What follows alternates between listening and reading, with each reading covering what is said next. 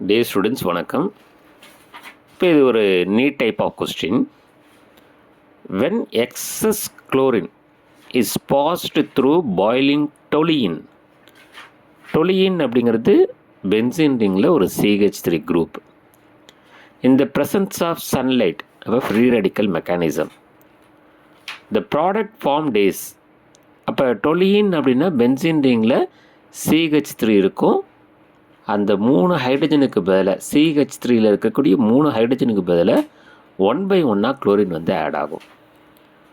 அப்போ லாஸ்ட்டில் என் ப்ராடக்ட் என்னன்னா பென்சீன் ரிங்கு, அது கூட CH3யில் 3 ஹைட்ரஜனுக்கு பதிலாக 3 குளோரின். அப்போ CCl3. இப்போ இதுக்கு பேர் என்ன சொல்லணும்னா ட்ரைக்ளோரோ மெத்தில் பென்சீன் அப்படின்னு சொல்லுவோம். ஏன்னா டொலியினை வந்து மெத்தில் பென்சீன்னு சொல்லலாம், இல்லை ட்ரைக்ளோரோ டொலியின்.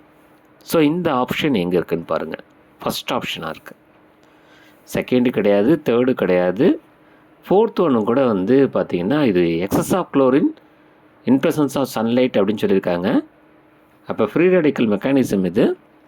எல்லா ஹைட்ரஜனுக்கு பதிலாக குளோரின் ஆட்டம்ஸ் வந்து சேரும்.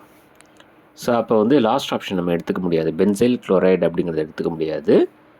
அப்போ C6H5 CCl3, அதாவது பென்சீன் ரிங்கு, ஒரு கார்பன், அது கூட வந்து Cl3, ட்ரைக்ளோரோ டொலியின் அல்லது ட்ரைக்ளோரோ மெத்தில் பென்சீன் அப்படிங்கிறது ஃபஸ்ட் ஆப்ஷன் தான் சரியான ஆன்சர். சரிங்களா?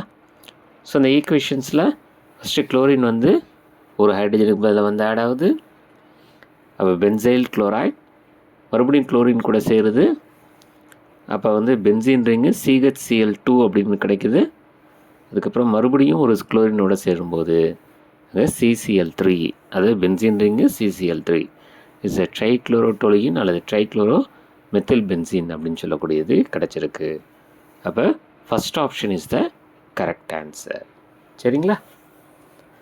It is a benzo trichloride. இது எப்படி சொல்லலாம்னா C6H5 CCl3 அப்படிங்கிறத பென்சோ ட்ரைக்ளோரைடு அப்படின்னு சொல்லலாம். It follows a free radical mechanism. சரிங்களா?